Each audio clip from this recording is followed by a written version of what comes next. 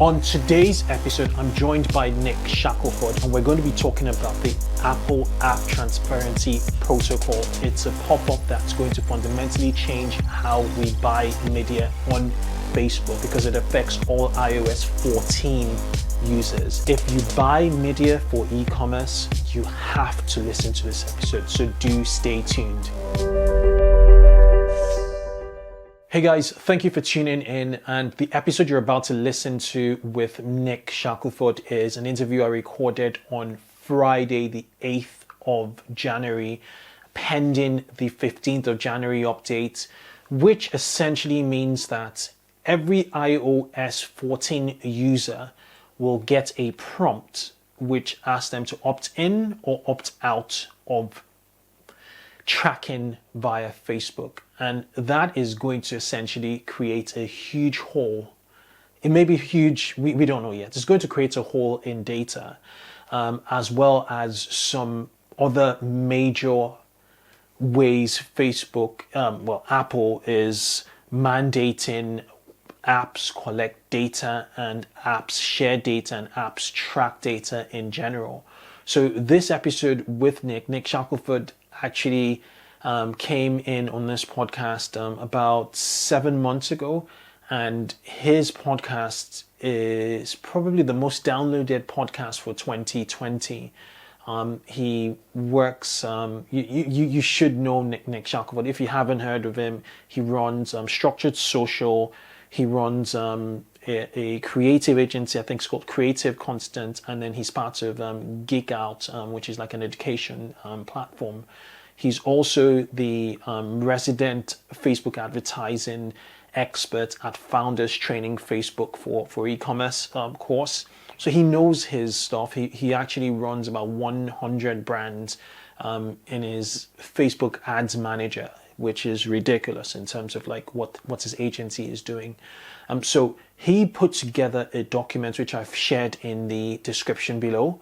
And in that document, he outlines the context, which we're all going to talk about in this episode, of why this is happening, what to expect, what you expect to see in terms of the limitations based on the information we have on Facebook advertising, what you're expected to see basically on Facebook Ads Manager, and finally, what to do, like a step-by-step guide on what to do, where to reference, what to do right now, and it's just a very well done document. It's 30 pages, great references, great storytelling in it, but most importantly, it is very, very tactical.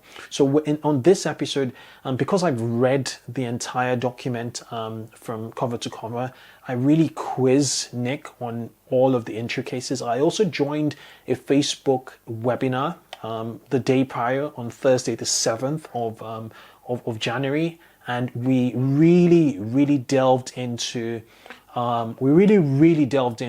all of the issues. Well, they covered a lot of what to expect, and we also talked about this in this conversation I had with Nick. So if you buy media on the Facebook advertising platform, come the 15th of January, across the world, all iOS 14 users essentially are going to make a decision, and we have to be prepared regardless. So this episode would help you prepare, I can guarantee you. And best of luck. And what I've put together with my team, the plan I've put together with my team, is because we know what we know at this stage. Moving forward, I'm going to start to put impromptu content with experts and from my research on this channel to figure out how to get the best out of our Facebook advertising campaigns, just based on the information that that continues to unravel. In this episode, we talk about AI, the potential of Apple of Facebook actually implementing some AI to fill in the gaps of data which we're potentially going to be losing. So there are going to be updates in the Facebook advertising platform, as well as third-party solutions that would sort of mitigate all of the damage that's about to occur. And so stay tuned. If you haven't already, subscribe to this channel. Comment, just let me know your comments, on this conversation, below. Like this video and stay tuned. So we normally publish every Thursday, but with what is happening with Facebook, I would still keep the Thursday schedule. However, as we get data, as we get more guests on Facebook advertising, we'll push out a series of impromptu Facebook advertising focused episodes, or we'll just schedule Facebook advertising, episodes on a Tuesday, and then you have the regular Thursday, podcast episodes. We'll figure something out. But in the meantime, enjoy this conversation. Most especially, download that document and take notes. But Nick knows his stuff, and just stick with this, with what is going on. We will be all right at the other end. There's some amazing steps you can take. So stay tuned. Hi guys. Welcome to the 2x e-commerce podcast show. This episode is a special one. It's impromptu. I saw it coming, and I just had to make it happen. If you're not aware already, there's a lot coming in the Facebook media advertising space, media buying advertising space, as well as ad tech. There's an existential crisis. There's probably light at the end of this tunnel we're about to go into. You will be listening to this before the 15th of January, when Facebook will officially start to put the ATT prompt. Now, this ATT prompt, we're going to talk about it. It's going to change media buying for life, for a while, right? And it's going to affect all iOS 14 devices, which are a significant chunk of all devices. So without further ado, I'd like to welcome for the second time to the show, Nick Shackelford. Welcome, Nick. How you doing, bro? I could have been better. I wanted to start off 2021 without any resemblance of what happened in 2020, and it feels like I am in a great friend of mine said, like, I feel as though we've been playing the same CD of 2020 and we just flipped it over, and now it's just continuing on in 2020. Yeah. It's a part two. Hopefully this just runs through Q1 and then Q2 just turns around. That's my hope. Touch wood. We'll see how it goes. Okay, so where do we start? You put together a well-rounded PDF. It was in my opinion like a dossier. It was a guide as to why this is happening. The app tracking transparency, ATT, we're going to call it ATT moving forward, and what to do about it essentially moving forward. So ATT, should we kick off with what this is all about? The app tracking transparency. Let's start off with what it's about, and then we'll move on to big context as to why Apple is headed this direction and how it's going to affect ad tech in general.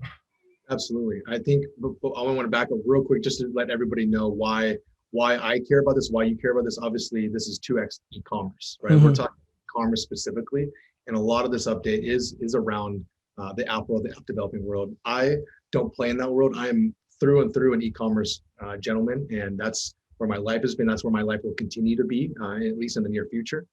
And why this is such a important thing to talk about is because we power 100+ brands, right? Like, my goal is to continue to power and to provide revenue for brands. We aren't a branding team. We aren't anything other than we partner together because we know how to make people money. That's it, right?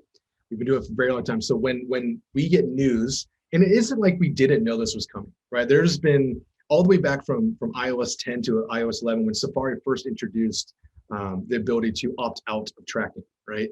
They've been sending flares, and Facebook and the other platforms, and I know majority of this talk will be stuck on Facebook, and the only reason why that is is because they're the big brother in the room. So they're going to take a lot of the brunt of it. They had the Cambridge Analytica discussions. They've had these tracking and privacy issues more publicly than all the other platforms. Why this is happening is because at its core, Apple's fundamental business is based upon selling hardware and devices. Every other platform that we're using, that we love, that we are making our money on, that we are, for lack of a better term, profiting off of, we are the product. They need to sell ads and we have to buy them so that that platform can make their money. There's nothing free. If it's free, then you're the data, right? So when you look at that, and they power each other, right? And I use this example in the document. I know we'll share it and we'll link into it, but the devices, the iPhone, the Androids, like that tool is used, and that scratches the back of Instagram and Facebook, because using those tools, we're able to create content to use those apps, and vice versa. The more I get to buy that device because it might take a great picture, is because I want to use Instagram, or I want to type better because I'm going to buy an iPad, right? There's a lot of these integrations that these people cannot hate. And I use the example of Apple and Facebook are like divorced parents, and their child is billions of dollars of revenue that they have to share, right?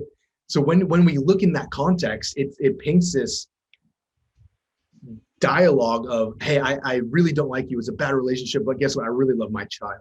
So we're gonna try and play nice. And right now, the move that just happened is as if Apple completely I don't want to say disrespected, because that's at their core, they want to protect users. We can all agree that's what we want. I want that. I want to protect my users. I want to protect my data. I want to protect all this. But what we forget is that the ecosystem of paid advertising dollars that power this world, not just online, but on billboards and another, these provide opportunities and jobs and really keeps the economy going. I implore you guys to look at. So Nick, in the app space, there's an ecosystem of free apps, and there's another ecosystem of paid apps. It's written, enshrined that if you pay, you don't get ads. And if it's free, you'll be monetized in some way, shape, or form. So yeah. What is Apple's gripe here? It just doesn't make sense with this prompt to opt in and opt out. That means the livelihoods of many apps that are free is pretty much decimated, and it means that essentially what happens to the free space, to free apps in the Apple space? They're squeezing a good number. There are more free apps, I would think, in the App Store than they're paid. Absolutely. So it really, really doesn't make any sense. And for those who try to make sense of this conversation, really, this prompt will ask users to opt in or opt out for like app platforms, pretty much apps to collect and share data, and use it, for anything, for like remarketing and retargeting. A lot of these apps, share and exchange data with Facebook, so we get more relevant ads when we're on Facebook or Instagram. We're spoiled, right? In the e-commerce world, we've worked with a handful of very successful apps in the past, and when we're in communication with them, they are collecting billions of data points. The more you spend, the more that's coming in. They're not even, yes, they want to understand who's downloading and who's using their platform. If you're free, you're most likely selling something internally, which means you're collecting some sort of cash there. Facebook's still going to get, Apple's still getting 30% of that. Mm-hmm. You can, don't look any further than what had happened with Fortnite and Apple. Exactly. Perfect example. Fortnite, the team that's behind that, said we don't want to give that cut up. We want to make our own currency, and we don't want to share that with Apple. Apple was understood. You're going to continue to pay me my 30%.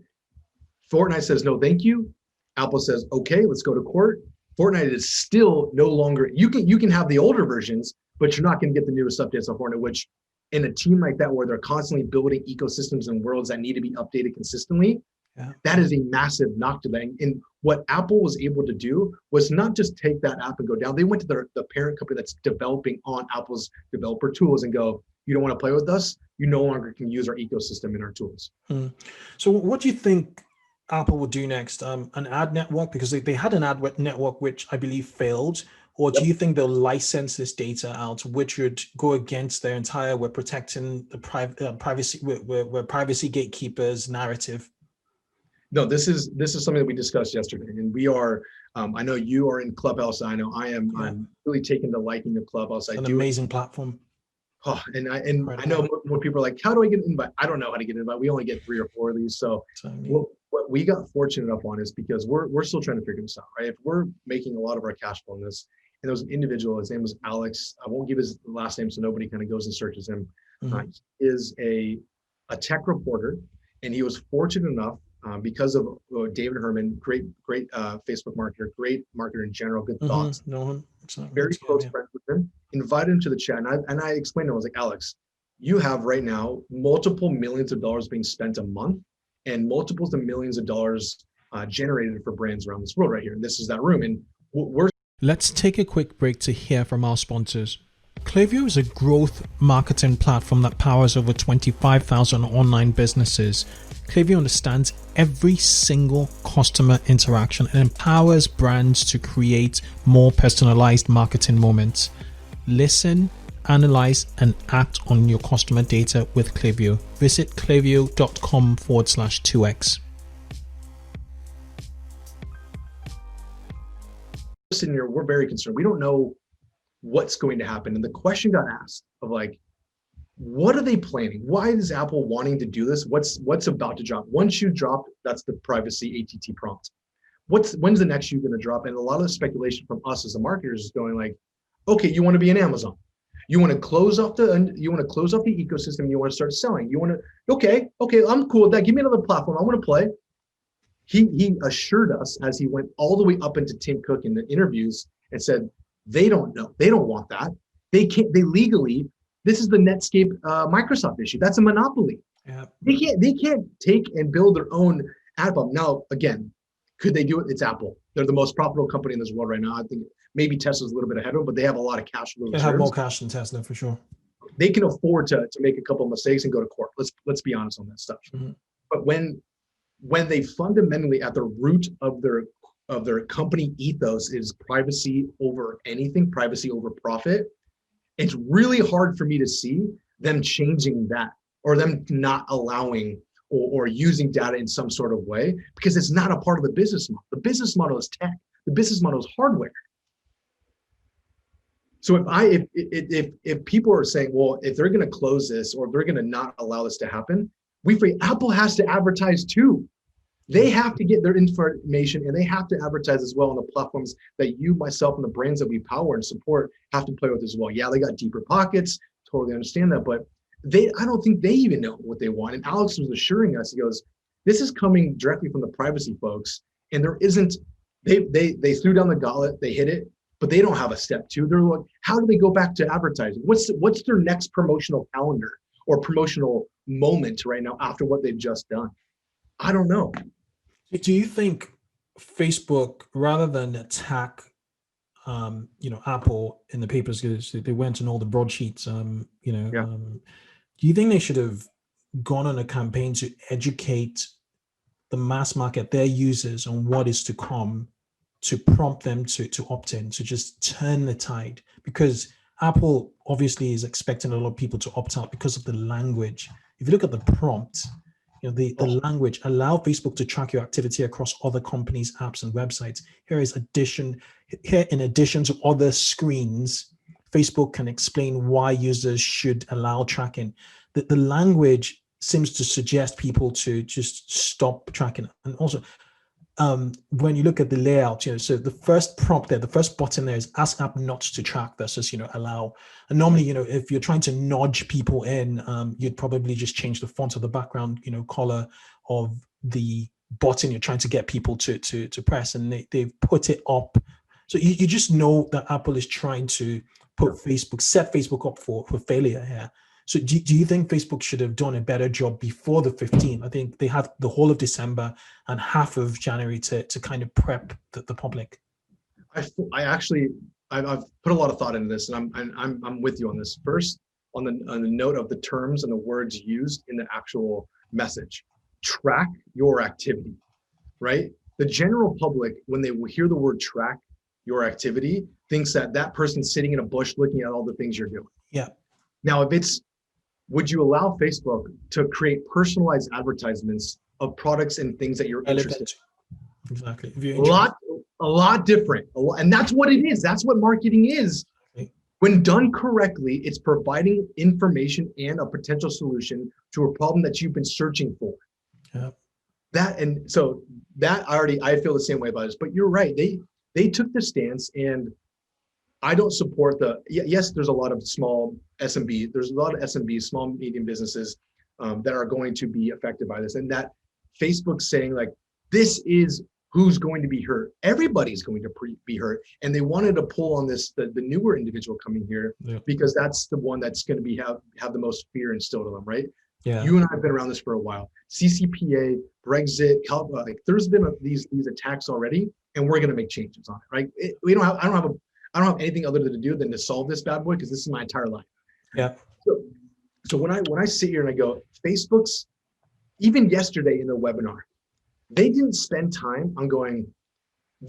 They even admitted this. This is the largest webinar that they've ever done, ever attended to. Yeah, no shit, right? No shit. What they should have done is, by the way, let's talk about the things of why we want to do this, and just start sending out literature of what's going to happen. When I logged into my Facebook the other day, when you logged into your ad accounts the other day, there was just one individual prompt that to me, I was so upset before. And I'm going to pull it up real quick so I don't paraphrase, because I think it's important to know the specific words that they're using. And it to me, and I've been in it, it incited me to feel disappointed. It made me feel confused. It made me feel a little bit nervous, because why would you, there's a lot of people trying to figure this out, buying courses and learning. And when Apple or when Facebook prompts this specific word, and I'm going to read verbatim, how Apple's changes may significantly limit your marketing efforts. Right. In June, Apple announced product and policy changes that will impact data sharing across iOS. Fine. The proposed changes will significantly impact the way that you can run ads, measure performance, and engage your customers, while all harming the growth of businesses and free internet. We believe that free ad-supported businesses have been essential to the growth and vitality of the internet, and the personalization ads and user privacy can coexist. We support proactive privacy measures and data transparency, but we don't agree with Apple's policies. As we continue to work on your behalf, we encourage you to share this information within your organization and develop a plan to address the disruption to your current marketing efforts. Okay. What is the solution there? How do we work with stakeholders in our organization to do what? I think the support, there's very limited support. There's a chap I sort of checked out. He put out a tweet, and he happens to be running a big agency, and he'd said that Facebook had prepped them up since December and what is to happen, but that didn't really trickle. It didn't trickle down. It's like the people who just put their who don't know what is happening, what is about to happen, and then they're just going to see a performance drop. Sales are going to drop. It just doesn't make any sense. I'm with you. I don't want to complain too much, but I'm really pissed off. Of course. I'm with you on this, and that was Kevin made that post, and Kevin's he was a part of WPro. He's no longer with WPromote now, but WPro has WPromote. It was him. Yeah, powers a lot of businesses, right? They're in our same boat of building and growing agencies, building and growing brands. Now you're sticking on the path of what we just talked about. Facebook has the largest distribution platform network there is. Why are they not running ads themselves? Why are they not running ads? They're running ads to sell Portal. I don't want that. Don't sell hardware. You're not hardware. Don't sell hardware. Come over here. Spend your dollars of education for the mass public while you exactly. They did mention yesterday that they're going to have a pop-up prompt, a pre-prompt. So I think they're able to put a pre-prompt to allow users understand what is about to happen before the Apple app pop-up comes in. So the way it was explained yesterday is like, the prompts will come in, the Facebook prompt will come into users and say, you're about to be served the app prompt, and they're going to say encourage people to allow them, and then the Apple prompt will come in, but we don't have any visuals on that as yet. No, and this is if you read a lot of the literature, you cannot circumvent the ATT. Right. There's no workaround. You can do a pre-prompt, sure, but you still have to get them right into that, right into the ATT. You still have to answer them. Right. Okay, so let's move into e-commerce. It's our thing. Yep. How does this affect e-commerce? They talked about events, reduction in custom events. There's a ton. Let's talk about data collection, which is often the first step with targeting. So how is e-commerce affected in all of this? At its fundamental, the way that e-commerce is affected is the amount of conversion events that are going to be able to be tracked. Yeah. Okay. Now they're claiming that only 8 events will be tracked, which is actually more than most stores need. Okay. Page view, added cart. Let's take a quick break to hear from our sponsors. Did you know that cloud-hosted e-commerce platforms like Shopify and BigCommerce do not provide automatic backups? Rewind steps in to protect Shopify and BigCommerce stores with automatic backups. Rewind is trusted by over 25,000 stores. Install Rewind and get to test it for free over 7 days. And to extend the 7-day trial to 30 days, head over to rewind.io, their website, and mention 2x eCommerce. Initiate checkout purchase. I'm overgeneralizing. There might be some other things there. They're going to eliminate custom conversions altogether. And for those that are optimizing for value would be either significantly reduced or taken away altogether. We're going to go into the specifics of things that are going to be taken and pretty much taken away. So for our e-commerce brands, what they've identified is the Facebook ID, the IDFA, with the opt-in, opt-out, even if they are assuming that they're going to take the pace in which they've opted out, which through the literature is that Audience Network saw a 50% drop off in user data for those that were served a prompt of do not get ads. 50%. Deloitte launched their own search, and they showed that 44% of all small businesses have begun to increase their ad spend and begun advertising on platforms. So if you have a mass opt-out, let's assume 20%, 30%, because I want to be nice. And you have significant brands wanting to increase their ad spend because guess what they've had to do? They've closed all their doors. They don't have ways of generating revenue anymore like they used to, or maybe their brick and mortar went down, so they had to go online. Before it was important to do that. Now, when you have specifically around the e-commerce space, most people aren't all using Shopify. They're working on their own conversion API, the CAPI, which there's walkthroughs, and Andrew Foxwell has an unbelievable walkthrough of how to do this. I implore everybody who's listening to go and I'll link and it to it. that. I'll link it in the show notes for sure. Thank you very much. And it's what we're expecting is a opening of a black hole. And here's what I want to go towards in that direction. If we're anticipating consistent opt-outs, because with the terminology and the general public not as privy to what's going on, they are going to choose to no longer be tracked. If that's happening to all iOS users, and a couple action items we'll talk through of how to judge or measure your tolerance of what needs to change or how quickly you need to make changes right now. Talk about that towards the end of solutions. Well, if you're going to have a large audience group opting out consistently, and what Facebook is claiming that even if you are opting out, you will get one event, which is the purchase event. Okay. How does getting one event from iOS users specifically, which means it'll track all the purchases coming in that way, or as much as Facebook has? It's obviously not always accurate or perfect. But then how are we going to track just iOS users for purchase, and Android users are going to get initiate checkout, add to cart, etc.? that data is going to be completely skewed unless you're having to open up every single campaign and judge what's working and how it's working. So when I'm sitting here and I'm trying to understand if there's going to be a mass opt-out on specific iOS devices where we all understand majority of revenue, majority of purchases are coming through mobile, we are in for a very, very interesting time of how do we actually do some optimizations. Now let's talk a little bit more on what they've already alluded to. And these are the things that are actually going to be starting to be taken away. 28-day window, and I'm going to read specifically to what it's going to be. I mean, the restrictive, aggregative, and delayed data just got me, in the whole Busy. which is the entire purpose of choosing an advertising platform at scale like Facebook.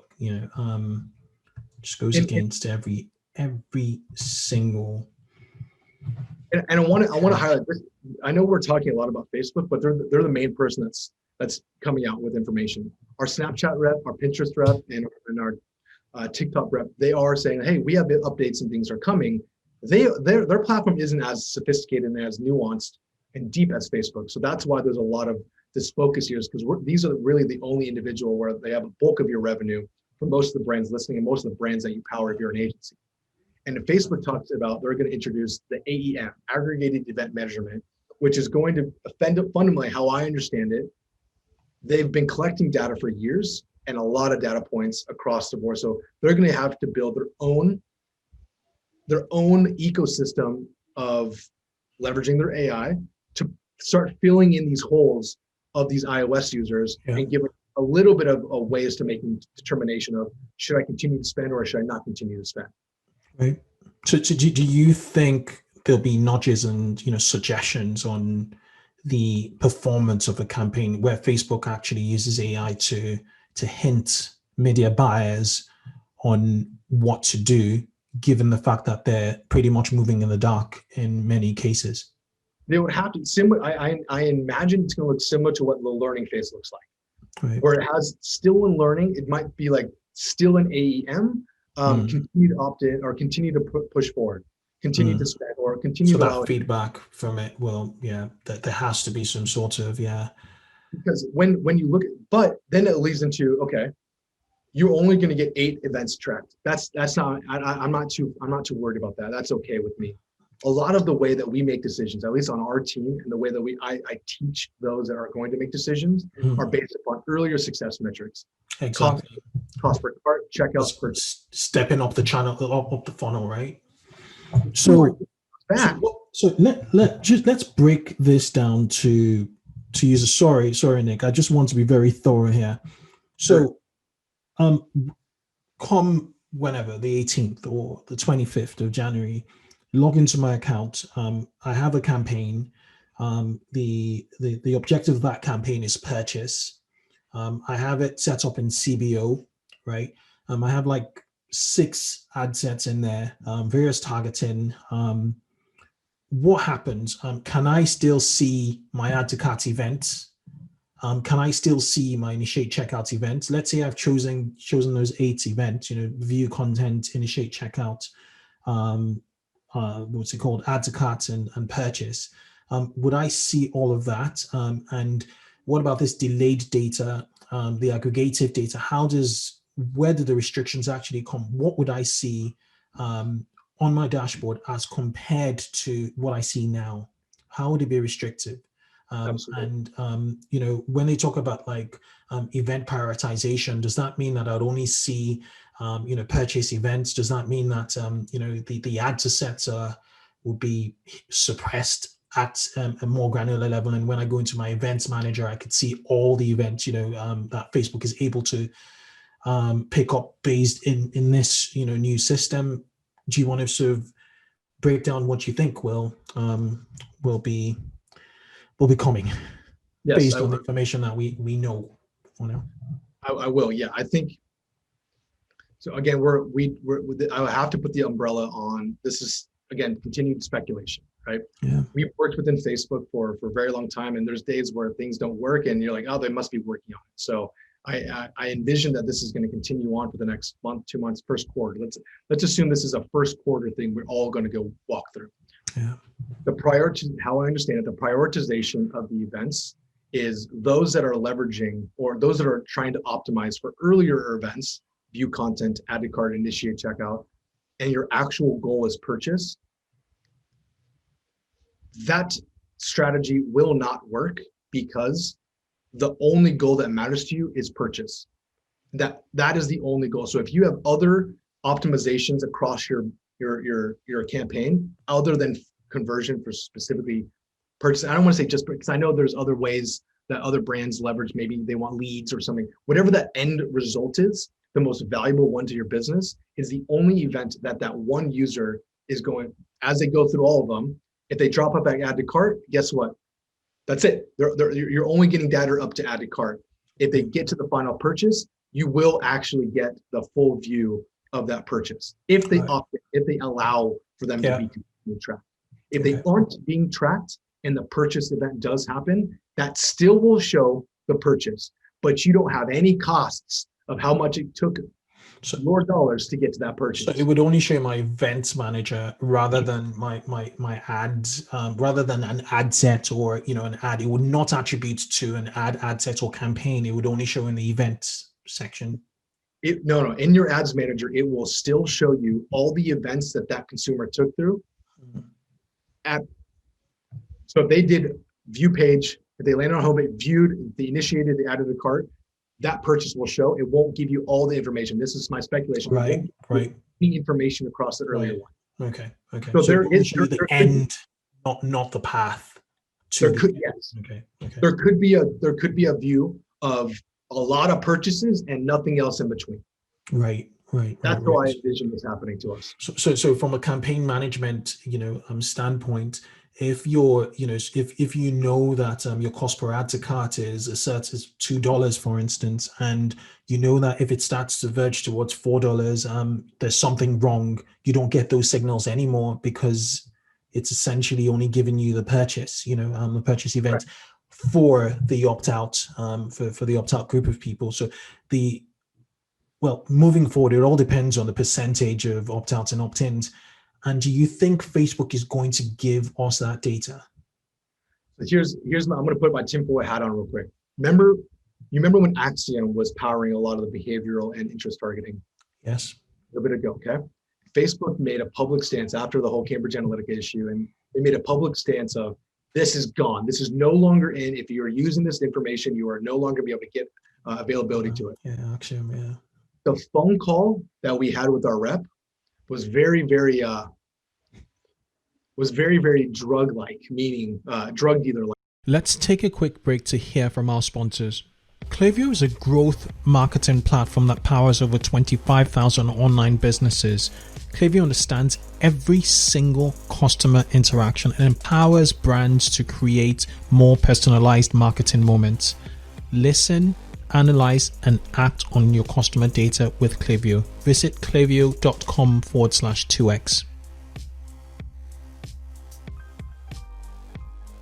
Like, meaning, hey, I know you were really loving those and leveraging those. I'm so sorry that it's not there. Wink. Wink. I'm so sorry you can't use that anymore. Wink. So I hope, man, this is, again, the tinfoil hat. If they're telling me that you're not going to get any of this information or data, but there's a way of finding it and getting it, listen, I've seen a lot of ads ran on there that should not be ran. I know CBD and Wish and sex products, these things are still going through, right? There is a way to quote unquote circumvent. So I do think in this world, Facebook is going to do all they can to allow, because they can't afford not to. We're their money. We're their money. So continue on with what's going to happen. Okay. Even let's say we do get events or the events drop down. There's still a 72-hour cooldown period before you're going to get updates of what had happened or what isn't happening. Yeah. So the days of incrementally scaling and bumping budgets automatically with Reveal Bot or Facebook's tools, that in my mind is gone. So we don't have that. The only way that you're going to get information is if you're using a click tracker or like a Has Offers or a GetLabot or a Hyros to see the path. What about UTMs? Where does this put UTM tracking? So this is what I'm digging into is Google is updating their GTM. Like Google GTM Tag Manager supposedly has a solution for getting information and tracking all the way through. Now, what that means to Facebook's dynamic UTM that's created based upon campaigns, ad sets, and ads. Yeah. I don't know if that goes away, and we leverage that almost exclusively. Yeah. So UTM structures and strains for those, if you're an affiliate or if you're running that, will and should be consistent practice. Yeah. Now, I've seen rumors of Facebook's going to knock up at the UTM level, or the data is not going to be passed back. I can't find any legitimate this. But if those in the audience are wanting to do research around will UTMs continue to piece on, I would love to share it with your audience or my audience. Okay. Because UTMs have been around like forever, you know. Yeah. So it'll be it's one to watch, and then we'll also explore the GTM thing you talked about. Really good helpful point there. Okay, so this. Let's get into this first party cookie, the conversion API. What for those who don't know, what is first party? What's a first party cookie versus a third party cookie we've all been accustomed to, and how do you think it's going to change things with the new landscape here with AAP? So fundamentally, the pixel is a third-party tracker. Anything that lives on your website as, let's stop there. Facebook pixel, Snapchat pixel, those things placed on and acts as a container for tracking specific events on platform is a third-party tracker. First-party data is owning your own servers, a server-to-server communication, an API direct communication that Shopify and Facebook has currently. Other platforms don't have that, to my knowledge, just yet. I know they are continuing to build that, but the communication of the pixel information from site to platform is what is going to be significantly affected, because us as users, we aren't able to, or Facebook is saying, even though they're able to track that, we can't use that, or we can't randomize that, we can't leverage that for any sort of information passed back from the consumer. That's if they opt out, right? Yeah. So for first party information, it's anything that's happening on that you own that on your website. And Facebook is able to advance match, so it would know Kunle bought from Shopify site B by cross-referencing a few things like my email, my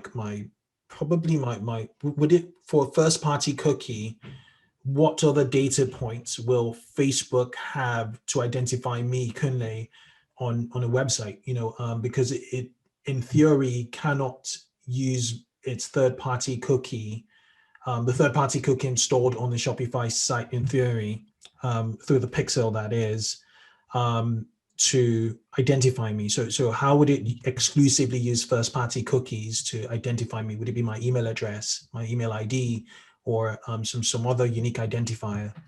Sorry, it's all really geeky. No, I want to try to explain this as clear as possible, because I'm not a tech person. I'm not a data person. Mm-hmm. From how I understand first party data, it's data that's directly collected from your domain source. Mm-hmm. Third party data would be aggregated and taken from platforms like Facebook, like Instagram, like Snapchat, to inform or to collect information. So anything on our own domain, our own server, is first party data, which means I don't know, outside of emails and text messages and information voluntarily given to the consumer, given to the brand or business. So I don't know anything outside of that wouldn't be called first party. Yeah, because there are loads of like analytics platforms, like BI, business intelligence, retention reporting platforms popping up on Shopify, and when you pretty much based on first party data, but they're not able to go granular. They don't know it's Kunle. They just know that they just know the RFM. They can process the RFM analysis, for instance. They know what average order value is. They could look at a cohort of users and tell you what the CLV is. through first-party data. I guess my question is first-party data more aggregated in a way where individual data is anonymized, and then it just grabs all the data coming through, so it knows the number of purchases, it knows the number of add to cart, or does it go really granular? As we know what the pixel does. The pixel sort of cross-references the fact that it knows that I'm logged into Facebook and I'm in my browser, and I'm on a site that has a pixel, so it just matches that and says, okay, this is Kunle's browse history essentially in some file in Facebook servers. It depends on where the information is stored. Third-party data is stored on another platform. First-party data is stored on your platform. That information you have readily available, which is, again, I wish I was as smart as this, and I'm doing as much research as I can, because that's what I need to prepare for, right? I need to prepare for, does each brand or business need to start storing and keeping all this information and data, kind of like a CRM, or like a CRM, not kind of, like literally like a CRM. And that's what I know. Yeah. And I believe Trackify is also integrated in a way. Trackify, for those who don't know, is a third party. It's an app on Shopify. Okay. So this really takes us to, like, is Facebook going to make ROAS redundant? Which is a massive, massive metric in digital advertising, given all of this, because ROAS is going to drop. Yeah, ROAS is good. It doesn't make it redundant. It can't make it redundant. Too many things are built off of this. Yeah. And CPA. It can't make it redundant. I don't see in a world that ROAS goes away, because that is how that. I don't know. On that's a difficult question. I don't think we can afford to have ROAS go away, or else why would anybody use an advertising platform? And what about marketing?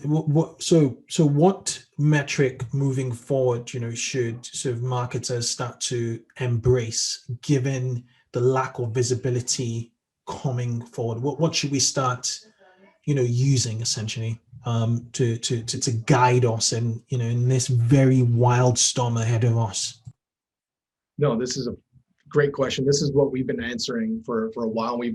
I don't want to say like I had a crystal ball, because I thought something like this would happen eventually.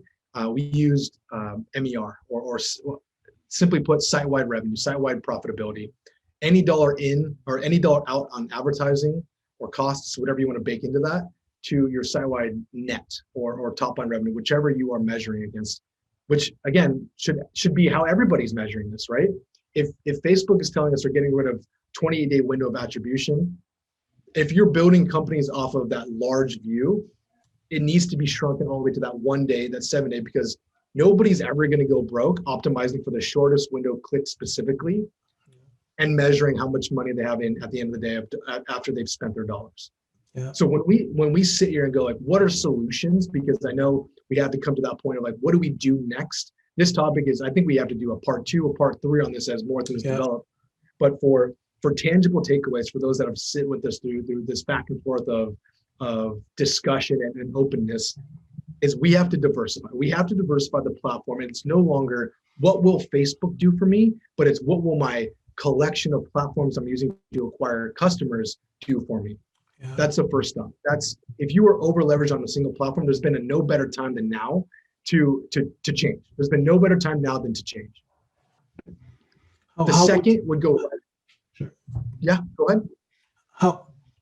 What's the, really quickly, please, but what is the logic on choosing your next platform if, like, Facebook was, your mothership essentially, or has been your single? Yeah, which is the truth.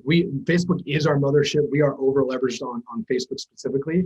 The next best thing that we went to is Snapchat. Why I'm choosing Snapchat is because the simplicity of the type of content that we've already made for stories or for Facebook lends itself beautifully to Snapchat. I believe the demographic is as close as possible to Facebook. Can kind of talk a little bit about Pinterest. Why I don't like Pinterest, because of how long those attribution windows are, how difficult it is to get conversions going, and how you have to view that. It's a little bit more primitive. Not saying Snapchat is much more sexy, but it is in the sense of what's next. Where do we go? we're going to Snapchat. We already have Snapchat running, and we will continue to build, at least diversify some of our marketing dollars. But if you as a consumer are over leveraged on Facebook, my first step is what aligns with your demographic as close as possible, right? TikTok might not be the play. Pinterest might not be the play. Snapchat might not be the play. If it makes sense. Let's take a quick break to hear from our sponsors. Did you know that cloud-hosted e-commerce platforms like Shopify and BigCommerce do not provide automatic backups? Rewind steps in to protect Shopify and BigCommerce stores with automatic backups. Rewind is trusted by over 25,000 stores. Install Rewind and get to test it for free over 7 days. And to extend the 7-day trial to 30 days, head over to rewind.io, their website, and mention 2x eCommerce. For the demographic that you're trying to sell to, that goes. We've been running Twitter ads for I think a year and a half now. Not large scale, but we're playing around with it because I see you every day, mate. I see you every day. we like that for booking a call, for lead generation. We really do like it. It's been profitable for us, especially with the ticket price that we're selling on there. So that is it. Now, then we go into the other things that all brands should already be doing, which is emphasis on retention, right? This is something that we're already trying to build strategies around. How do we do lead first e-commerce? How do we prompt users to give me their email, give me their SMS first, so that we can then start selling with you on the back end? Micro conversions. Maybe, and that's how, I mean, look at brands like Italic. Look at brands like The Touch of Modern that gate their website. How do you go into that website and already ask, like, hey, give me your email. I'm going to give you some beautiful literature on like why our brand exists and why you should be a part of that. Those are approaches that we're looking towards, because we got to get creative on this. I would tell you, if your revenue is less than 20% on your retention SMS or email, you could do more. There's more to be done. I'm having Chase Dimond on the show pretty soon. as you should. Chase has got a great like he teaches this, he loves this. He is an unbelievable teacher in this space. Yeah, I'm looking forward to that conversation we're having. He's your partner, right? In structured social. Indeed. Yeah. Now we're just structured because we got to do more than just social. But yes, just social. Yeah. The last part is we're focusing on content. And now those might be some affiliates out there, or might be some teams out there that, if you remember back in the day, we're spoiled right now with what Facebook provides us in terms of visibility and tracking and updates and ideas. It used to just be, hey, I have one ad, really, really great copy, and I'm running to a page that is very congruent to what you just came from. So that experience is all the way consistent and congruent. That is, content will never be a bad investment.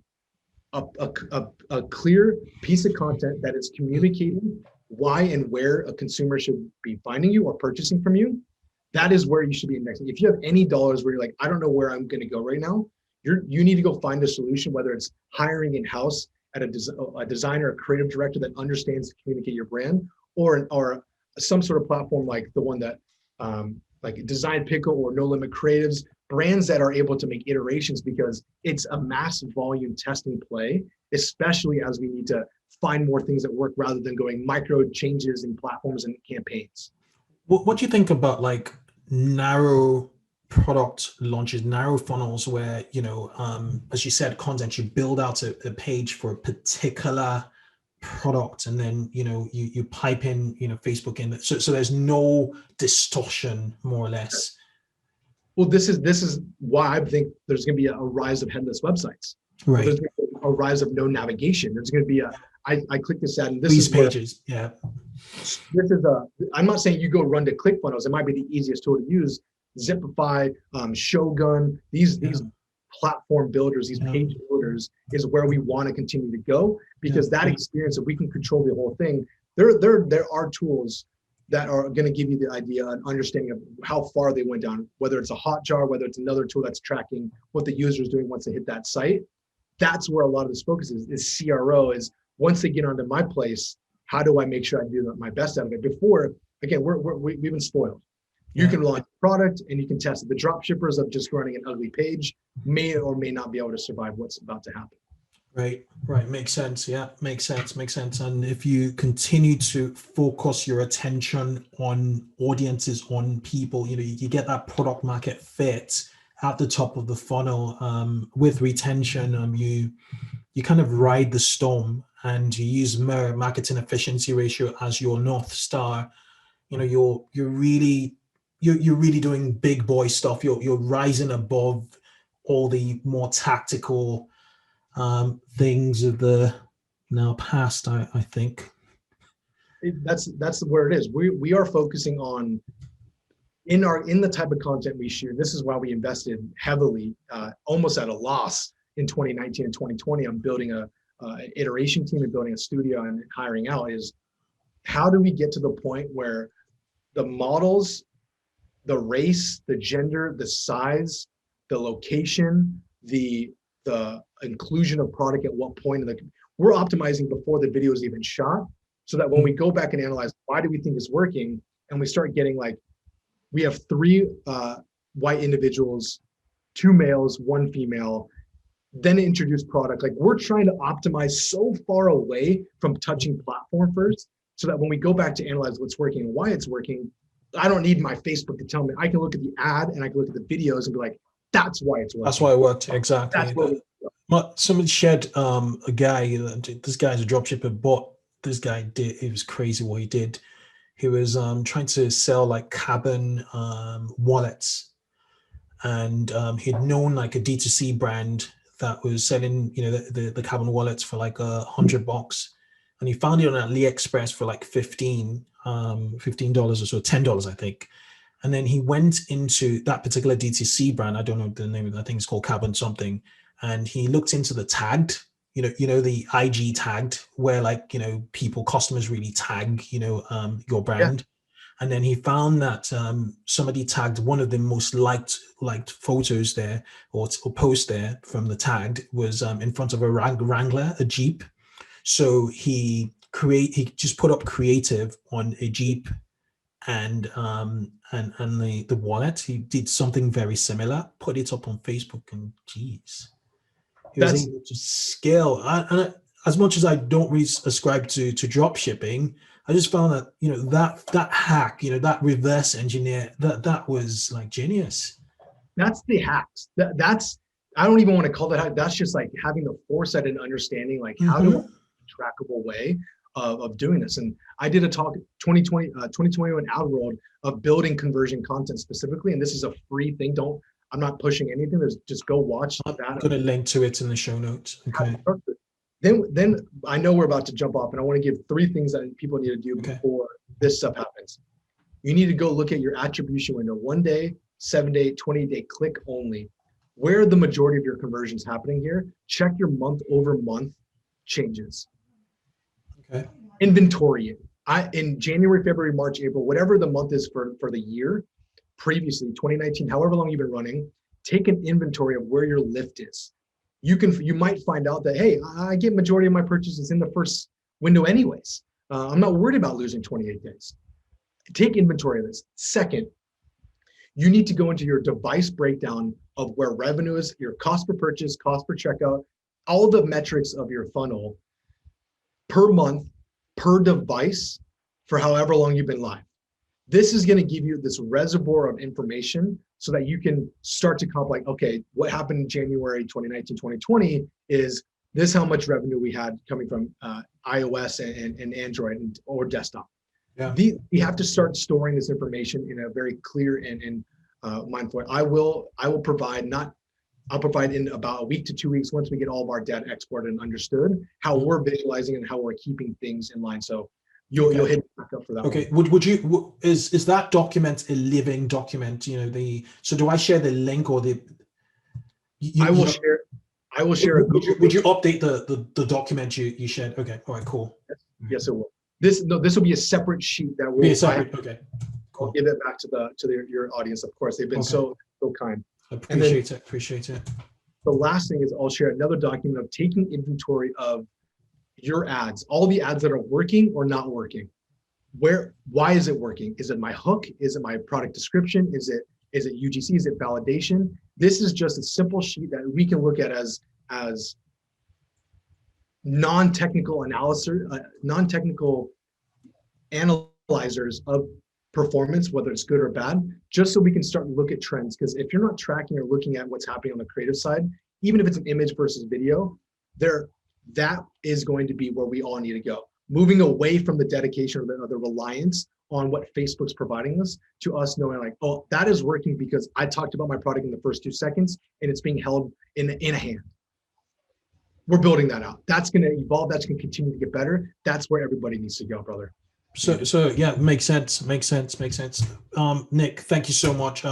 Just want to iterate your attribution windows. Start to understand which is more effective. Whether it's a 7, whether it's a 28, just take an audit on your attribution, window. Second, device breakdown per month per device, and third, really look into what ads are working right now. I can't thank you well, enough. But yeah, this has been super helpful. I actually feel better, just listening to you, having this conversation with you. This would no doubt be the last conversation we're going to have around it. People can, follow you on Twitter because you're very, very active on there. Yeah, thank you so much, Nick. Thank you. Course, I actually thought that having you a second time would be under different circumstances, but it is what it is. Hey, we're here and we're in this together. I want everybody to know that if someone's going to figure it out, it's going to be us putting our minds together. Bless you, brother. Bless you. Thank you so much. Thank you. Okay.